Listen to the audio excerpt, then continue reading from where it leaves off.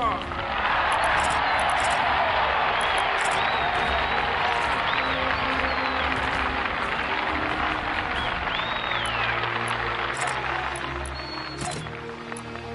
But we refuse to believe that the Bank of Justice is bankrupt. We refuse to believe that there are insufficient funds in the great vaults of opportunity of this nation. So we've come to cash this check, a check that will give us upon demand the riches of freedom and the security of justice.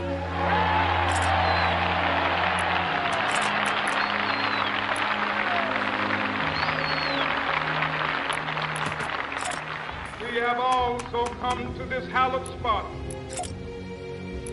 to remind America of the fierce urgency of now.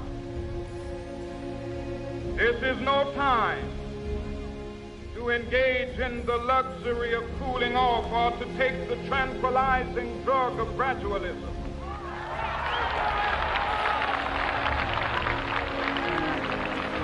Now is the time to make real the promises of democracy.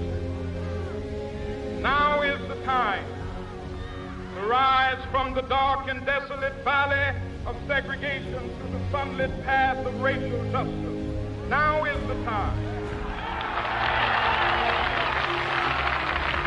to lift our nation from the quicksands of racial injustice to the solid rock of brotherhood. Now is the time to make justice a reality for all of God's children. It would be fatal for the nation to overlook the urgency of the moment. This sweltering summit of the Negro's legitimate discontent will not pass until there is an invigorating autumn of freedom and equality. 1963 is not an end, but a beginning. Those who hope that the Negro needed to blow off steam and will now be content will have a rude awakening if the nation returns to business as usual.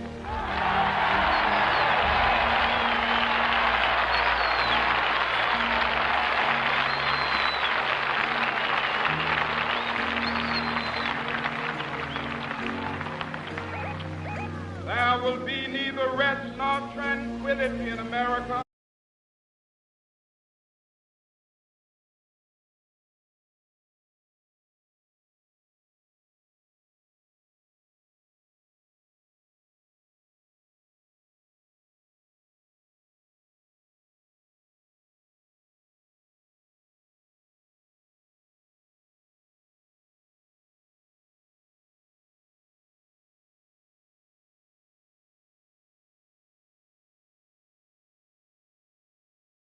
must not be guilty of wrongful deeds.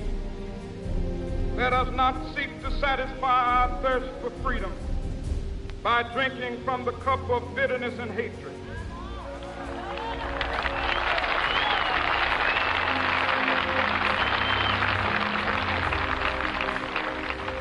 We must forever conduct our struggle on the high plane of dignity and discipline. We must not allow our creative protests to degenerate into physical violence. Again and again, we must rise to the majestic heights of meeting physical force with soul force. The marvelous new militancy which has engulfed the Negro community must not lead us to a distrust of all white people.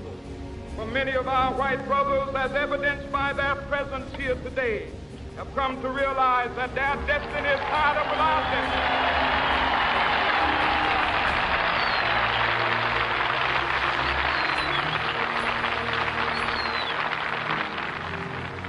They have come to realize that their freedom is inextricably bound to our freedom. We cannot walk alone. As we walk, we must make the pledge that we shall always march ahead. We cannot turn back. There are those who are asking the devotees of civil rights when will you be satisfied? We can never be satisfied as long as the Negro is the victim of the unspeakable horrors of police brutality. We can never be satisfied as long as our body is heavy with the fatigue of travel, cannot gain lodging in the motels of the highways and the hotels of the city.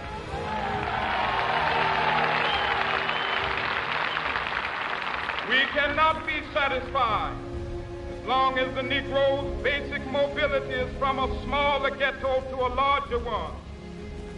We can never be satisfied as long as our children are stripped of their selfhood and robbed of their dignity by signs stating for whites only.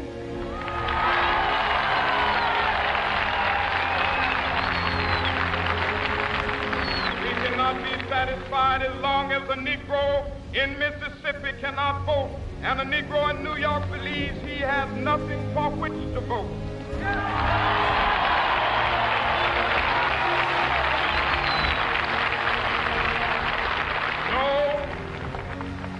No, we are not satisfied, and we will not be satisfied until justice rolls down like waters and righteousness like a mighty stream.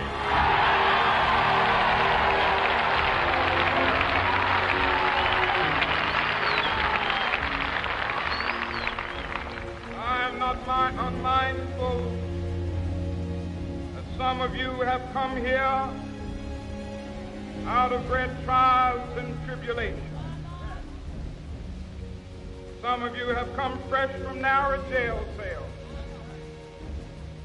Some of you have come from areas where your quest for freedom left you battered by the storms of persecution, staggered by the winds of police brutality.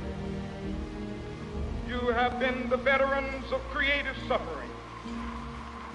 Continue to work with the faith that unearned suffering is redemptive.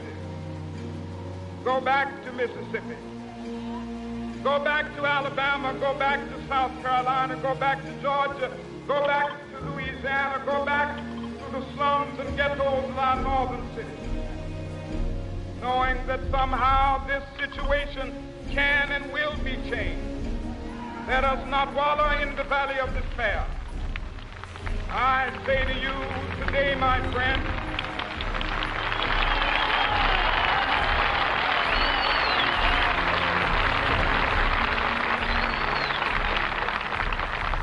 so even though we face the difficulties of today and tomorrow, I still have a dream. It is a dream deeply rooted in the American dream. I have a dream. One day, this nation will rise up, live out the true meaning of its creed. We hold these truths to be self-evident, that all men are created equal.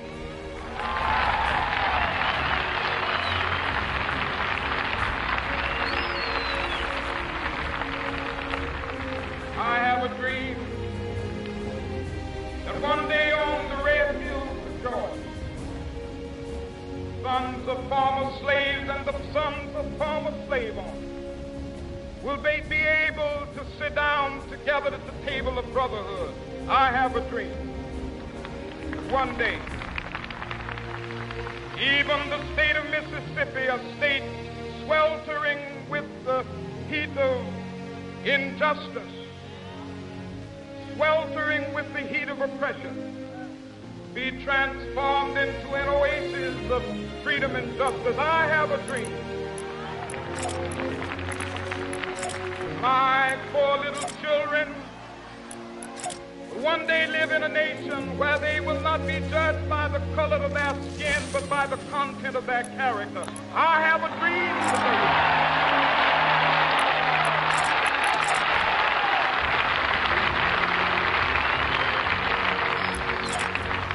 I have a dream that one day, down in Alabama, with its vicious racists, with its governor having his lips dripping with the words of interposition and nullification. One day right there in Alabama, little black boys and black girls will be able to join hands with little white boys and white girls as sisters and brothers. I have a dream today.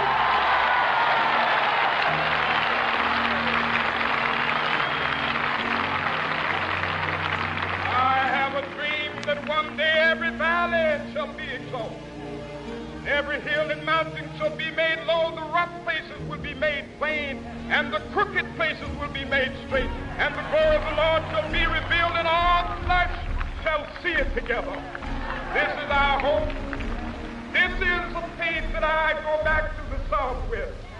With this faith, we will be able to hew out of the mountain of despair a stone of hope. With this faith, we will be able to transform the jangling discords of our nation into a beautiful symphony of brotherhood.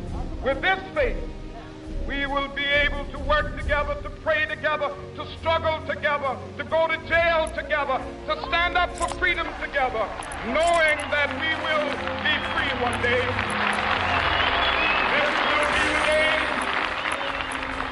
This will be the day when all of God's children be able to sing with new meaning, my country tears of you.